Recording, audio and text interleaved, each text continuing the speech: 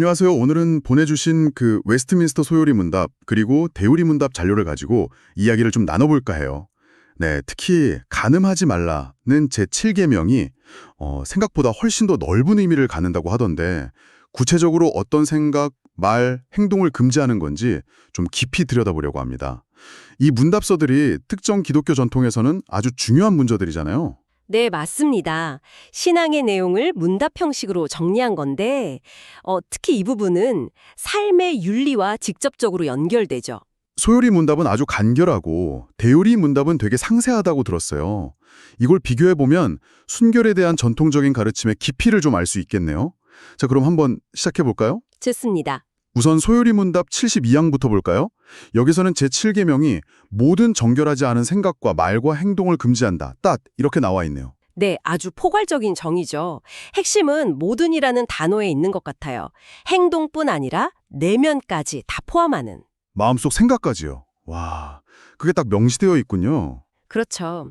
그리고 이제 대우리 문답 139항으로 가보면 이게 훨씬 구체적으로 나와요. 단순히 성적인 행위 그 자체만이 아니라 정말 우리 마음속 또 대화, 생활 방식까지 어우르고 있거든요. 이걸 좀 몇 가지로 나눠서 보면 좋을 것 같아요. 네네, 어떻게 나눌 수 있을까요? 첫째는 우리가 보통 생각하는 그런 명백한 성적 죄들이죠. 간음, 혼전성관계, 강간, 근친상간, 동성애 같은 행위들, 그리고 좀 더 포괄적으로 모든 부자연스러운 정욕까지 언급하고 있어요. 부자연스러운 정욕? 네, 이 자료의 관점에서는 이런 것들이 하나님이 정하신 창조 질서, 특히 결혼이라는 제도를 통해 세우신 관계의 틀을 벗어난다고 보는 거죠. 생각도 금지한다는 게 참 인상 깊어요. 그건 정말 내면의 문제인데. 정확해요. 그래서 이제 두 번째 범주가 바로 그 내면과 소통의 문제예요. 단순히 부정한 상상, 생각, 의도, 감정을 금하는 걸 넘어서요. 부패하고 추잡한 대화나 심지어 그런 대화에 귀 기울이는 것까지도 안 된다고 명시하고 있어요. 아, 듣는 것까지요? 네, 그러니까 음담패설이라든지 성적인 농담 같은 거 있잖아요. 그런 걸 그냥 듣고 헐리는 게 아니라 거기에 동조하거나 즐기는 태도까지도 경계하라는 의미로 해석될 수 있죠. 마음이 오염될 수 있다는 거예요. 와, 생각이나 말뿐 아니라 혹시 겉으로 드러나는 모습도 관련이 있나요? 예를 들면 옷차림 같은 거요? 네, 맞아요. 정확히 보셨어요. 그게 세 번째 범주인데요. 바로 외적인 표현 문제입니다. 예를 들어 음탕한 눈길, 그러니까 다른 사람을 어떤 성적인 의도를 가지고 바라보는 시선 같은 거요. 또 수치를 모르거나 경솔한 행동, 그리고 방금 말씀하신 단정치 못한 옷차림까지 포함됩니다. 옷차림까지요? 그 기준이 좀 애매할 수도 있을 것 같은데요? 그렇죠. 그래서 이 자료의 설명이 흥미로운데 이게 단순히 개인의 취향 문제가 아니라는 거예요. 공동체적인 책임을 좀 강조해요. 그러니까 다른 사람을 유혹하거나 시험에 들게 할 만한 그런 의도가 보이는 옷차림은 피해야 한다. 왜냐하면 그게 다른 사람을 넘어지게 할 수 있으니까요. 그 영향까지 생각하라는 거죠. 아, 개인의 자유 이전에 공동체에 미칠 영향까지 고려하라는 거군요. 꽤 엄격하네요. 네, 그런 관점이죠. 그리고 보니 결혼과 관련된 금지 사항도 되게 세세하게 나와 있네요. 결혼을 미루는 것까지 언급된다는 게 좀 놀라운데요? 네, 맞아요. 그게 네 번째 범주, 결혼 관련 문제들입니다. 합법적인 결혼을 방해한다거나 아니면 반대로 근친혼이나 중혼 같은 불법적인 결혼을 하게 하는 것. 이런 걸 금하고요. 또 독신은 은사이지 강요할 수 없다는 입장에서 독신 서원으로 억지로 묶는 것도 안 된다고 보고요.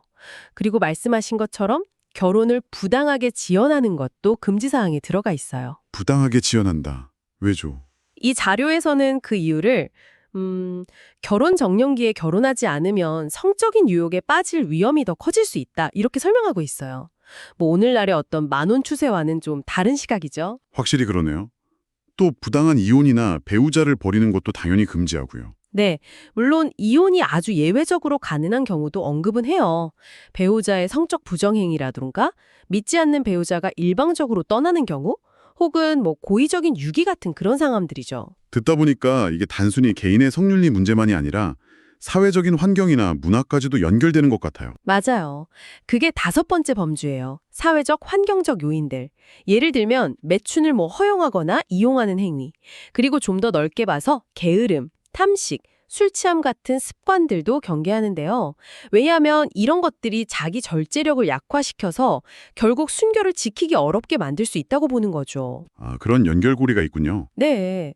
그리고 부정한 이들과의 교제가 주는 악영향이라든지 아니면 음탕한 노래, 서적, 그림, 춤, 연극을 즐기는 것 같은 것도 금지 목록에 있어요. 그건 오늘날의 미디어 콘텐츠 문제랑도 좀 연결해서 생각해 볼 수 있겠네요.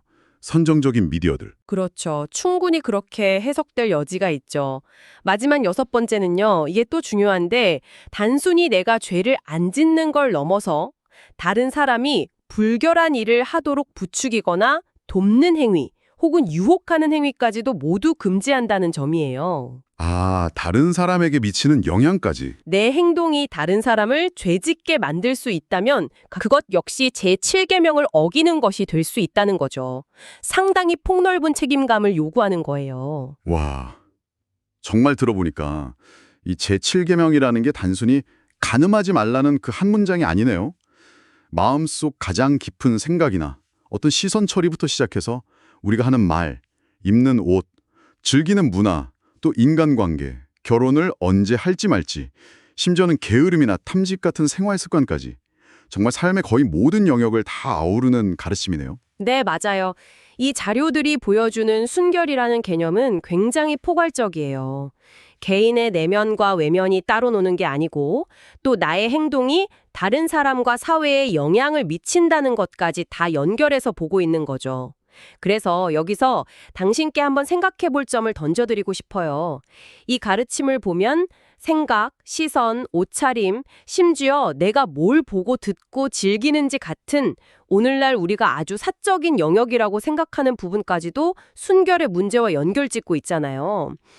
개인의 자유나 표현이 굉장히 중요하게 여겨지는 이 현대 사회에서 이렇게 내면과 외면의 경계, 그리고 개인과 공동체의 관계에 대한 전통적인 가르침이 당신에게는 어떻게 다가오는지, 또 이 가르침이 오늘날의 가치들과 어떻게 좀 소통하고 상호작용할 수 있을지 한번 깊이 고민해 보시는 것도 의미 있는 시간이 될 것 같습니다.